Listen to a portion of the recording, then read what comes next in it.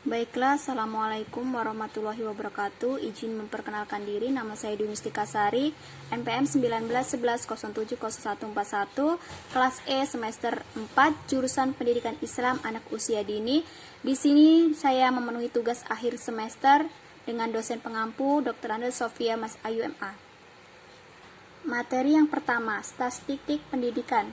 Pengertian penelitian merupakan cara ilmiah untuk mendapatkan data dengan tujuan dan kegunaan tertentu.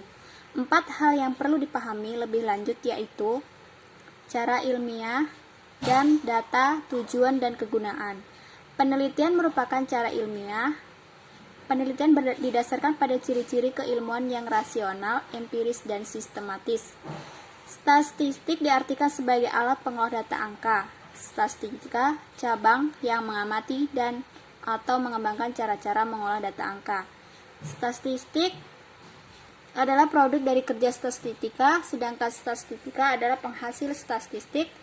Statistik pendidikan adalah ilmu pengetahuan yang atau mempelajari tentang prinsip, metode, dan prosedur yang perlu digunakan dalam rangka penyajian, penganalisisan bahan keterangan berwujud angka.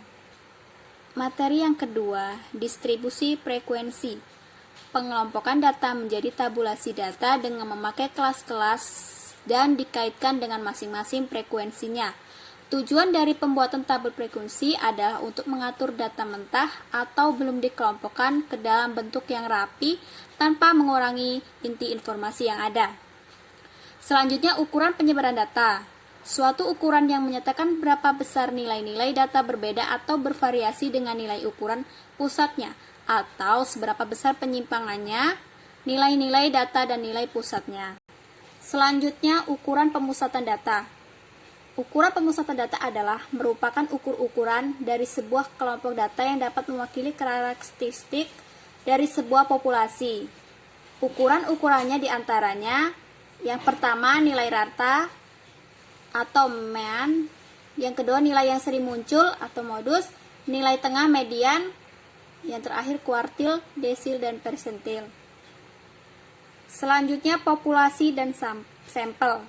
A. Populasi yaitu keseluruhan individu atau objek yang diteliti dan memiliki beberapa karakteristik yang sama. Populasi memiliki variasi atau sebaran yang luas. Selanjutnya sampel. Sampel adalah bagian dari jumlah dan karakteristik yang dimiliki oleh populasi tersebut. Bila populasi besar dan peneliti tidak mungkin mempelajari semua yang ada pada populasi, misalnya karena keterbatasan dana dan tenaga dan waktu, maka peneliti dapat mengambil sampel yang diambil dari populasi itu. Selanjutnya, hipotesis. Yang pertama, menyusun hipotesis. Hipotesis adalah pernyataan tentatif yang merupakan dugaan mengenai apa saja yang sedang kita amati dalam usaha untuk memahaminya. Selanjutnya, bagaimana membuat hipotesis? Proses membuat hipotesis dapat diturunkan dari teori yang berkaitan dengan masalah yang akan kita teliti. Jadi, diperlukannya teori untuk dapat membuat hipotesis. Selanjutnya, korelasi. Korelasi adalah suatu alat analisis yang dipergunakan untuk mencari hubungan antara variabel independen atau bebas dengan variabel dependen dan tak bebas. Apabila beberapa variabel independen atau bebas dihubungkan dengan satu variabel dependen atau tak bebas disebut korelasi berganda. Dan apabila satu variabel independen atau bebas berhubungan dengan satu variabel dependen tak bebas disebut korelasi parsial. Selanjutnya, regresi. Regresi linear sering digunakan untuk melihat nilai prediksi atau perkiraan yang akan datang. Apabila X dan Y mempunyai hubungan, maka nilai X yang sudah diketahui dapat digunakan memperkirakan Y.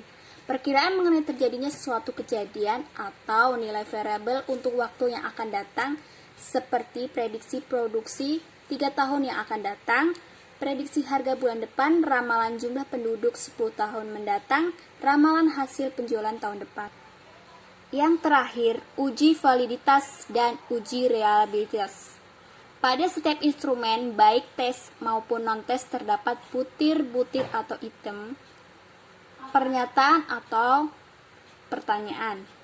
Untuk menguji validitas putir-putir instrumen lebih lanjut, maka setelah dikonsultasikan dengan ahli selanjutnya, diuji cobakan dan dianalisis dengan analisis item atau uji beda.